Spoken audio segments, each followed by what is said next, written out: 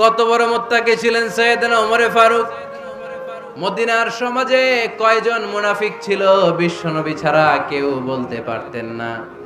বিশ্বনবী কোন সাহাবীকে মুনাফিকদের লিস্ট দিয়ে যান নাই, একজন সাহাবী ছাড়া। দেখি কেউ বলতে পারেন কিনা ওই সাহাবীর নাম কি? নাম হুযায়ফা ইবনুল ইয়ামান রাদিয়াল্লাহু তাআলা আনহু। ওনাকে বলা হতো সাহিবু সিররি রাসূলিল্লাহ, আল্লাহ রাসূল সাল্লাল্লাহু আলাইহি ওয়াসাল্লামের গোপন তথ্যের ধারক বাহক। সুবহানাল্লাহ পড়বেন না? বিশ্বনবী ইন্তেকালের আগে মদিনার সমাজে মোট কয়জন মুনাফিক আছে এই তথ্য আবু বকরকে বলেন নাই, ওমর রাদিয়াল্লাহু তাআলা আনহুকে বলেন নাই, উসমান রাদিয়াল্লাহু তাআলা আনহু, আলী রাদিয়াল্লাহু তাআলা আনহু, আশারাতুল মুবাশশিরিনা বিল জান্নাহ কোন সাহাবীকে বলেন নাই। শুধুমাত্র কেবলমাত্র একমাত্র হুযায়ফা ইবনুল ইয়ামান রাদিয়াল্লাহু তাআলা আনহুর কাছে মুনাফিকদের লিস্টে বিশ্বনবী দিয়ে গিয়েছেন। সুবহানাল্লাহ পড়েন। মদিনায় কারা কারা মুনাফিক কেউ জানতো না হুযায়ফা ছাড়া। কে ছাড়া?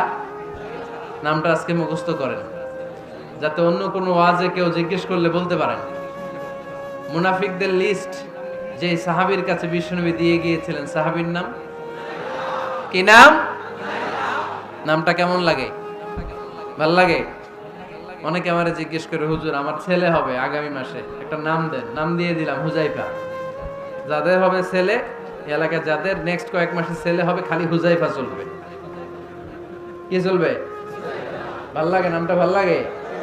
রাইখেন, অনেক সুন্দর নাম। উনি জানতেন মুনাফিক কারা। দেখেন ওমরে ফারুকের তাকওয়ার লেভেলটা কত হাই।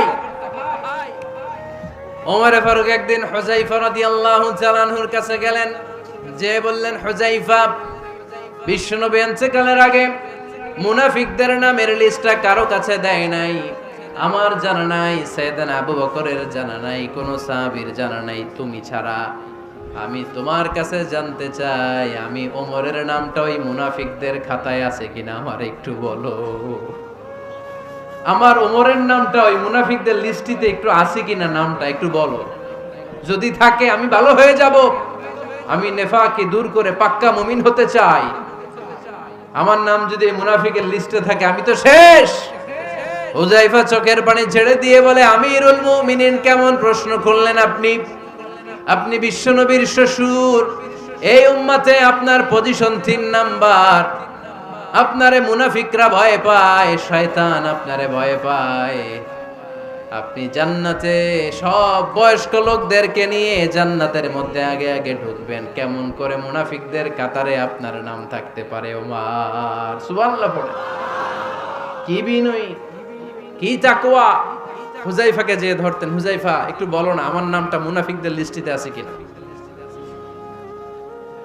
ওমরে ফারুকের যদি এই টেনশন থাকে যে আমি মুনাফিক হয়ে গেলাম কিনা, আমাদের এই টেনশন থাকার দরকার আছে না নাই? হ্যাঁ, যেন সব সময় আল্লাহর কাছে দোয়া করতে হবে, আল্লাহ তুমি নেফাকি থেকে আমাদেরকে বাঁচাও। আরো জোরে পড়েন আমিন। ওমর ফারুক রাদিয়াল্লাহু তাআলা আনহু আমাদের সুপার হিরো।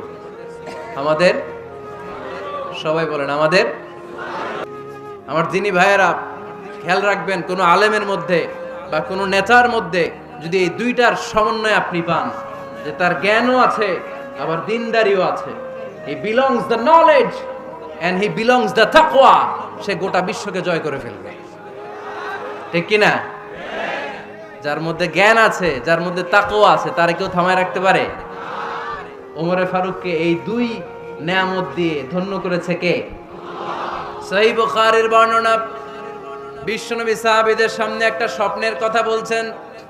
বিশ্বনবী বললেন, আমি স্বপ্নে দেখলাম আমার আঙ্গুলের ফাঁকা থেকে দুধ বের হচ্ছে। আমি তৃপ্তি সহকারে দুধ খেলাম। খাওয়ার পরে দেখলাম আঙ্গুলের মধ্যে একটু দুধ লেগে আছে। আমার আঙ্গুলে অতিরিক্ত লেগে থাকা দুধটা আমি ওমরে ফারুকের মুখের মধ্যে লাগিয়ে দিলাম। সাহাবারা বললেন, ইয়া রাসূলুল্লাহ, ইয়া হাবিবাল্লাহ, মাযা আওয়ালতা বিহি, এই স্বপ্নের আপনি কি ব্যাখ্যা করলেন, আমরা তো বুঝলাম না। বিশ্বনবী বললেন, আওয়ালতু বিহি আল ইলম, আমি এই দুধ দিয়ে জ্ঞানের ব্যাখ্যা করেছি, কারণ ওমরকে আল্লাহ যেই জ্ঞান দিয়েছে গোটা বিশ্বের কাউকে এত জ্ঞান দেয় না। এজন্য স্বপ্নে যদি কেউ দেখেন যে আপনি দুধ খাচ্ছেন, তার মানে আল্লাহ তাআলা আপনার জ্ঞান বাড়ায় দিবে। ওমরে ফারুককে দুধ খেয়ে অতিরিক্ত দুধের অংশটা বিশ্বনবী আবু বকর রাদিয়াল্লাহু তাআলা আনহুর মুখে দেন নাই, সাইয়েদনা উসমানের মুখে দেন নাই, আলী রাদিয়াল্লাহু তাআলা আনহুর মুখে দেন নাই। স্বপ্নে ওই অতিরিক্ত লেগে থাকা দুধটা বিশ্বনবী ওমরে ফারুকের ঠোঁটের মধ্যে লাগিয়ে দিয়েছেন। এই হাদিস থেকে প্রমাণ হয় আল্লাহ তাআলা জ্ঞানের নেয়ামতে সাইয়েদনা ওমরে ফারুককে ধন্য করেছেন। আবার বুখারীর বর্ণনা,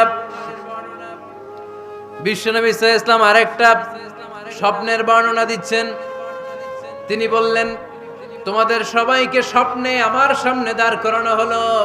আমি দেখলাম তোমাদের কারো জুব্বা নাভি পর্যন্ত, কারো জুব্বা হাঁটু পর্যন্ত, কারো জুব্বা টাকনু পর্যন্ত। ওমরে ফারুককে যখন স্বপ্নে আমার সামনে দাঁড় করিয়ে দেয়া হলো, আমি দেখলাম ওমরের জুব্বা এত লম্বা, ওমর টেনে হিচড়ে তার জুব্বা নিয়ে সামনে হেঁটে যাচ্ছে। সাহাবারা বললেন, ফামাযা আওয়ালতা বিহি ইয়া রাসূলুল্লাহ, ও আল্লাহর রাসূল, এই স্বপ্ন দিয়ে আপনি কি বুঝাতে চাইলেন? আমরা কিছু বুঝলাম না। বিশ্বনবী বললেন, আওয়ালতু বিহি আদ-দ্বীন, আমি এই হাদিসের দ্বারা দ্বীনের ব্যাখ্যা করলাম। যার জামা যত লম্বা তার দ্বীনদারি তত বেশি। সুবহানাল্লাহ, আস্তে পড়েন। স্বপ্নে দেখলেন কোন সাহাবীর জুব্বা নাভি, কোন সাহাবীর হাঁটু, কারোটা টাকনু, কিন্তু ওমরে ফারুকের জুব্বা এত লম্বা, ইয়াজুরু সাওবাহু, তিনি তার জুব্বা টেনে হিচড়ে যাচ্ছেন। বিশ্বনবী বললেন, এটা দ্বারা আমি দ্বীন, আমি তাকওয়া, দ্বীনদারি, তাকওয়া, এটার ব্যাখ্যা করেছি। তার মানে ওমরে ফারুকের তাকওয়ার সামনে সব তাকওয়া পানি হয়ে যাবে। কোন সুবহানাল্লাহ।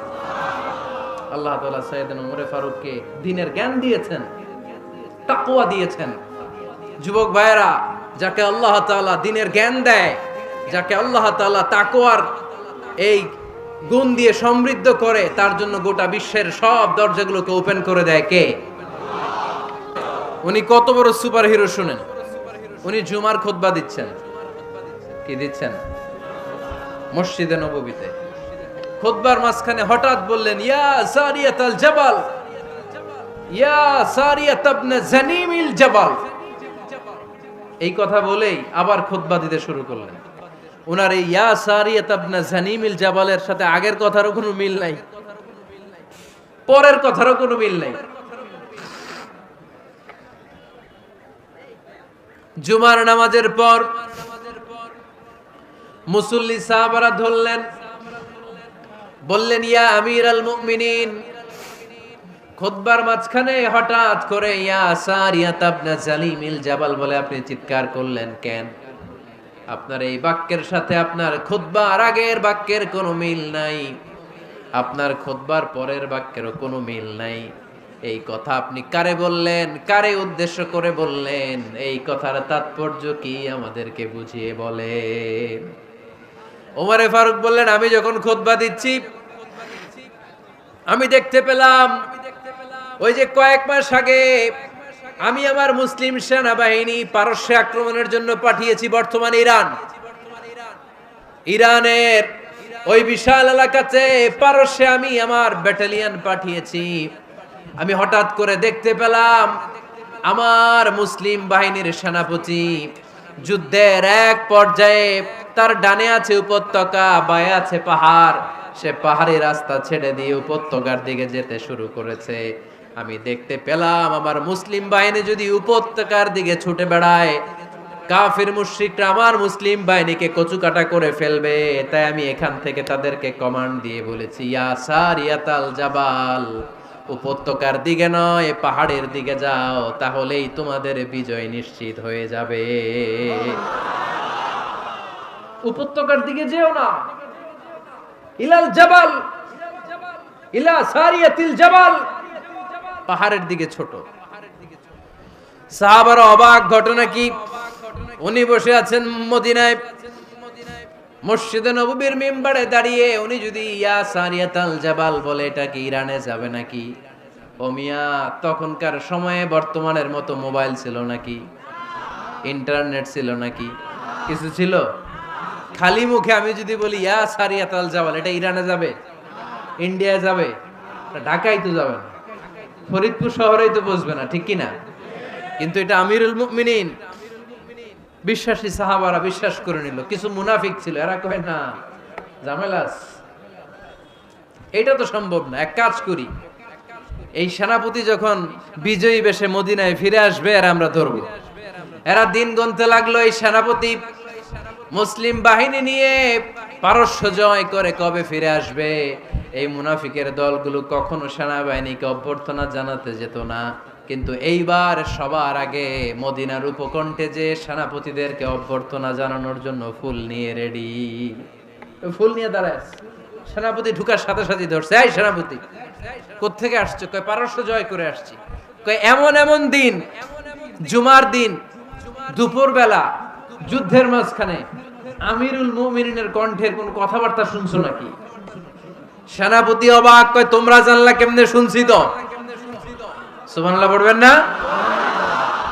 আমরা যুদ্ধে একটা ভয়ঙ্কর অবস্থার মধ্যে ছিলাম, পেছন থেকে শত্রুরা আমাদেরকে আক্রমণ করতে শুরু করে দিল। ডানে যাব না বায়ে যাব, সামনে যাব নাকি পেছনে যাব, রাস্তা খুঁজে পাচ্ছি না। ডান দিকে ছিল আমাদের উপত্যকার রাস্তা, বাঁ দিকে ছিল পাহাড়ি পথ। আমরা সোজা পথ হবে মনে করে উপত্যকার দিকে ছুটতে আরম্ভ করলাম। হঠাৎ করে আমিরুল মুমিনিনের কণ্ঠ বজ্র কণ্ঠে আমার কানের মধ্যে ভেসে আসলো। আমার মনে হলো আমিরুল মুমিনিন কেমন যেন আমাকে কমান্ড দিচ্ছেন আর বলছেন, ইয়া সারিয়াতাল জাবাল, ডান দিকে উপত্যকার পথে নয়, তাড়াতাড়ি পাহাড়ের দিকে সৈন্য বাহিনী নিয়ে উঠে যা। পাহাড়ের দিকে, ডানে না। This is wrong track and this is the right track. ওই দিন যদি ওমরে ফারুকের ওই গাইডলাইন, আমিরুল মুমিনিনের কমান্ড যদি আমি না শুনতাম, আজকে বিজয়ের বেশে ফিরতেও পারতাম না, আমাদের চেহারাও তোমরা দেখতে পেতে না। ওমরে ফারুকের ওই কমান্ড, ওই গাইডলাইন অদৃশ্য থেকে শোনার কারণে এই পারস্যের মধ্যে আমাদেরকে সেই যুদ্ধে বিজয় দান করেছে কে? দিস ইজ ওমরে ফারুক, দিস ইজ ওমরে ফারুক। বিশ্বনবী বলছেন, ওমর মা লাকিয়াকা শাইতানু সালিকান ফাজ্জান ইল্লা সালাকা ফাজ্জান গায়রা ফাজ্জিক। ওমর, শয়তান ইবলিস যদি তোমার কোনো রাস্তা দিয়ে হাঁটতে দেখে, শয়তান ওই রাস্তা রেখে দিয়ে অন্য রাস্তা দিয়ে হাঁটে। সুবহানাল্লাহ বাড়িতে যায় বললেন। কে বলতেছে? বিশ্বনবী। কার ব্যাপারে? ওমরে ফারুকের ব্যাপারে। শয়তান যদি দেখে যে ওমরে ফারুক এই রাস্তা দিয়ে হাঁটতেছে, শয়তান ওই রাস্তা রেখে দিয়ে অন্য রাস্তা দিয়ে হাঁটে। সুবহানাল্লাহ পড়েন। রাত্রিবেলা আমরা আমাদের বাচ্চা ছেলে মেয়েদেরকে যখন খাওয়াই, বাচ্চারা খেতে চায় না, এরকম হয় আপনাদের ফরিদপুর এলাকায়? হ্যাঁ, এই এলাকায় হয় নাকি? খেতে চায় না বাচ্চারা, এই চকলেট দেখায়া, এই মিনা কার্টুন দেখায়া, এইটা সেইটা এগুলো সেগুলো বলে, গল্প টল্প বলে ভুলায়া খাওয়ানো লাগে, তাই না? তারপরও খায় না। আমারও ছোট মেয়ে আছে, খেতে চায় না, এইটা সেইটা এমনি সেমনি খাওয়ানো লাগে। তো শেষে না পেরে মা বাবা বলতে বাধ্য হয়, ওই যে ভূত আসতেছে, ভূত, তাড়াতাড়ি তাড়াতাড়ি খাও, নাহলে যে ভূত ধরবে তোমারে। ওই যে বাঘ আসতেছে, বাঘ, তাড়াতাড়ি খাইলে নাহলে বাঘে কামড়াবে। বলি না আমরা? আপনারা কি বলেন? ভূত। আর কি বলেন? হ্যাঁ হ্যাঁ, আচ্ছা, এক এক জায়গায় এক একটা আমরা বলি, ভূত আসবে, বাঘ খাবে, ভাল্লুক খাবে, তাড়াতাড়ি খাও। মদিনাতে যখন ওমরে ফারুক আমিরুল মুমিনিন, মদিনার মায়েরাও বাচ্চাদেরকে খাওয়াতে পারতো না, ছোট্ট মেয়েদেরকে খাওয়াতে পারতো না, খাওয়া নিয়ে যন্ত্রণা করতো। বাচ্চারা যখন মদিনায় খেতে চাইতো না রাত্রি বেলায়, মদিনার মায়েরা বলতো, তাড়াতাড়ি খাও, হা হুয়া ইয়াতি উমর, হা হুয়া ইয়াতি উমর, তাড়াতাড়ি খা, নাইলে ওই যে ওমর আসতেছে, Omar. This is our super hero সাইয়েদনা ওমর ফারুক রাদিয়াল্লাহু তাআলা আনহু। শুধু শয়তানি ভয় পেত না, মুনাফিকরাও ভয় পেত, জমের মতো ভয়। শুধু তাই না, আমাদের আম্মাজান বিষ্ণু ইসা ইসলামের স্ত্রীরাও ওমর ফারুককে ভয় পেতেন। সুবহানাল্লাহ কইবেন না? মাঝে মাঝে বিষ্ণু ইসা ইসলামের সাথে আম্মাজান আয়েশার ঝগড়া হতো, হতো না? আপনাদের ফ্যামিলিতে ঝগড়া হয়? হয় না? হয় না? কার কার দেখি? ওরে আল্লাহ, অনেক আল্লাহর ওলি আছে তো এই জায়গায়। ঝগড়া হয় না? এ কি কথা কয়, ঝগড়া হয় না বলে? বিশ্বনবীর ফ্যামিলিতে ঝগড়া হয়, আপনার ফ্যামিলিতে হয় না? মিষ্টি ঝগড়া। আর ও বিয়েই করে নাই।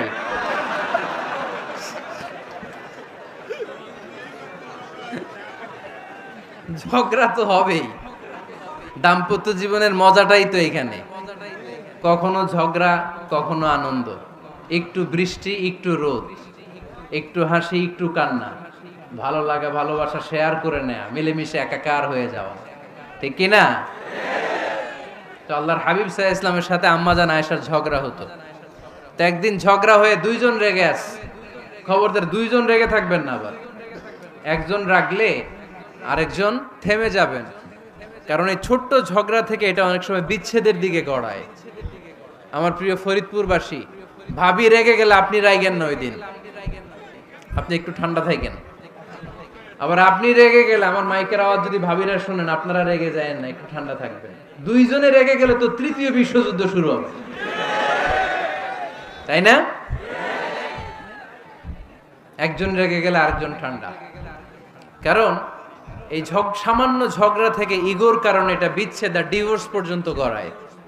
আর শয়তান এখানে উস্কানি দেয়, কারণ ইমানদারদের ফ্যামিলি ভাঙতে পারলে শয়তান সবচেয়ে বড় খুশি হয়। আর ইমানদারদের ফ্যামিলি টিকে থাকলে খুশি হয়ে যায় কে? আম্মাজান আয়েশা রাদিয়াল্লাহু তাআলা আনহার সাথে বিষ্ণু নবী সাল্লাল্লাহু আলাইহি ওয়াসাল্লামের ঝগড়া হতো মাঝে মাঝে। একবার ঝগড়া হলো, বিষ্ণু নবী সাল্লাল্লাহু আলাইহি ওয়াসাল্লাম রাগ, আম্মাজান আয়েশাও রাগ। তো বিষ্ণু নবী বললেন, আয়েশা, ঝগড়া করে আর কতক্ষণ থাকবো, আসো মিটমাট করি। আয়েশা রাদিয়াল্লাহু বললেন, ঠিক আছে, মিটমাট করব। তো বিষ্ণু নবী সাল্লাল্লাহু আলাইহি ওয়াসাল্লাম বললেন, মিটমাটের জন্য কারে ডাকবো? ওমরে ডাকি। কয় না, ওমরে না, ওমরু গালিজ, ওমর অনেক রাগী, আমার ডর লাগে। কয় তাহলে তোমার আব্বারে ডাকি। কয় ডাকেন। কি খুশি! মেয়েদের মধ্যে অভ্যাসটা আছে না নাই? তাহলে তোমার আব্বারে ডাকি, ডাকেন। ডেকে নিয়ে আসা হলো। আবু বকর রাদিয়াল্লাহু তাআলা আনহু দাঁড়ালেন, আম্মাজান আয়েশা দাঁড়ালেন, বিশ্বনবীও দাঁড়ালেন। বিশ্বনবী বললেন, আয়েশা, তোমার আব্বা আসছে, এবার ঘটনা খুলে বলার পালা। তুমি বলবা নাকি আমি বলবো? আম্মাজান আয়েশা বললেন, আপনি বলেন, তবে ওয়ালা তাকুল ইল্লা হাক্কান, যেটা ঘটছে ওইটাই বললেন, মিথ্যা কথা কইেন না। আবু বকর রাদিয়াল্লাহু তাআলা আনহু রেগে মেগে আগুন। কি এই কথা তুমি কেমন করে বলো? বিশ্বনবী কি মিথ্যা কথা কখনো বলবে? রেগে মেগে দিলেন মেয়ের গালে এক চড়। বানিয়ে বলতেছি না, মুসনাদ আহমদ ইবনে হাম্বলের হাদিস। বাবার হাতের থাপ্পড় খেয়ে আম্মাজান আয়েশা উল্টে পড়লেন। সাইয়েদনা আবু বকর রাগে গড়গড় করছেন, আবার মারার জন্য তেড়ে গেলেন। এবার বাঁচার জন্য আম্মাজান আয়েশা বিশ্বনবীর পিছনে যে আশ্রয় নিলেন, বিশ্বনবী বাঁচানোর জন্য দুই হাত মেলে দাঁড়িয়ে গেলেন। পড়েন সুবহানাল্লাহ। বিশ্বনবী যখন দুই হাত মেলে দাঁড়িয়ে গেলেন, সাইয়েদনা আবু বকর রাদিয়াল্লাহু আনহু থেমে গেলেন। সাইয়েদনা আবু বকর রাদিয়াল্লাহু তাআলা আনহু ঘর থেকে বের হয়ে বারান্দায় দাঁড়ালেন। পড়েন সুবহানাল্লাহ। এবার বিশ্বনবী আম্মাজান আয়েশার কাছে যেয়ে বলেন, ইয়া আয়েশা, কাইফা রাআইতিনি আনকাসতুকি মিনার রাজুল, দেখছো কেমনে বাঁচাইলাম? আমি না থাকলে ভর্তা বানাই ফেলতো আজকে। আমি বাঁচাইছি তোমারে, আমি, আমার লগে ঝগড়া করো তুমি। লজ্জায় পড়ে আম্মাজান আয়েশা খিলখিল করে হেসে দিলেন, বিশ্বনবীও হেসে দিলেন। দুইজনের হাসির মধুর আওয়াজ শুনে সাইয়েদনা আবু বকর বাইরে থেকে অবাক, কি রে, এতক্ষণ না ঝড় তুফান, এখন দেখি হাসি। সালাম দিয়ে অনুমতি নিয়ে ভিতরে ঢুকলেন। ঢুকে দেখেন আম্মাজান আয়েশাও হাসে, বিশ্বনবীও হাসে। এ হাসি দেখে আবু বকর রাদিয়াল্লাহু আনহু হেসে দিলেন। আরশের উপর থেকে খুশি হয়ে গেলেন কে? এবার সাইয়েদনা আবু বকর রাদিয়াল্লাহু তাআলা আনহু বললেন, ইয়া রাসূলুল্লাহ, আশরিকানি ফি সিলমিকুমা কামা আশরাকতুমানি ফি হারবিকুমা। ও নবী, যুদ্ধ লাগলে, দুইজন যুদ্ধ লাগলে মীমাংসার জন্য যেমনি আমারে ডাকেন, এরকম হাসি আর আনন্দের মুহূর্তেও আমারে একটু ডাকেন। আশরিকানি ফি সিলমিকুমা কামা আশরাকতুমানি ফি হারবিকুমা। নবী, আপনাদের মধ্যে ঝগড়া লাগলে সন্ধি করার জন্য আমারে যেমনি ডাকেন, আপনাদের হাসি খুশি আনন্দ খুনসুটি এই মজাদার মুহূর্তগুলোতে আমারে বঞ্চিত রাখেন না, আমার একটু ডাইকেন। সুবহানাল্লাহ পড়েন। এই মুসনাদে আহমদ ইবনে হাম্বলের হাদিস শোনানোর উদ্দেশ্য হচ্ছে বিশ্বনবী প্রথমে ওমরে ফারুকের নাম বলেছিলেন। সাইয়েদনা আয়েশা বলে না আমি ডরাই। হাইবাত, দিস ইজ কল্ড হাইবাত ওমর। একবার বিশ্বনবীর সব বিবিরা ধরলেন, ও নবী আমাদেরকে এটা দেন ওইটা দেন, ঘরে এটা নাই ওইটা নাই ওইটা নাই। বিশ্বনবীকে আমার কাছে কিছু নাই, যদি এমনি আমার বউ হয়ে থাকতে চাও থাকো, তাহলে যা তা না হলে যা লাগবে কিনে দেব, সাথে সাথে তালাকও দিয়ে দিব। কিছু দিতে পারবো না, আমার নাই তো সামর্থ্য নাই। কিন্তু বিবিরাও ছাড়ে না, এটা দেন ওইটা দেন। বিশ্বনবী রহমতের নবী, বিবিদেরকে বুঝাতেও পারেন না, বিবিরা আবদার করতেছে নবী এটা লাগবে ওইটা লাগবে। ইন দ্য মিন টাইম বিশ্বনবী একজনের সালাম শুনতে পেলেন, কে যেন দরজায় দাঁড়িয়ে বলতেছে আসসালামু আলাইকুম। বিশ্বনবী দরজার দিকে তাকালেন, তাকিয়ে বললেন ওয়া আলাইকুমুস সালাম, আর বুঝতে পারলেন এটা আমার ওমরের সালাম। সালাম দেওয়ার পরে বিবিদের দিকে তাকায় দেখে একজন বিবিও নাই, সব অন্দরমহলের ভিতরে দৌড়। সুবহানাল্লাহ পড়তে পারলেন না? This is our super hero Omar. এরকম ওমর একটা লাগবে, চিল্লায় বলেন কয়টা? একটা ওমর গোটা বিশ্বকে সোজা করে দিবে। একটা ওমর সবল আর দুর্বলের সব পার্থক্য দূর করে দিবে, মাজলুমের উপর জালিমের অত্যাচারের অবসান ঘটায় দিবে, গোটা বিশ্বটাকে সাম্য, মৈত্রী, ভালোবাসার ইনসাফ দিয়ে পরিপূর্ণ করে দিবে।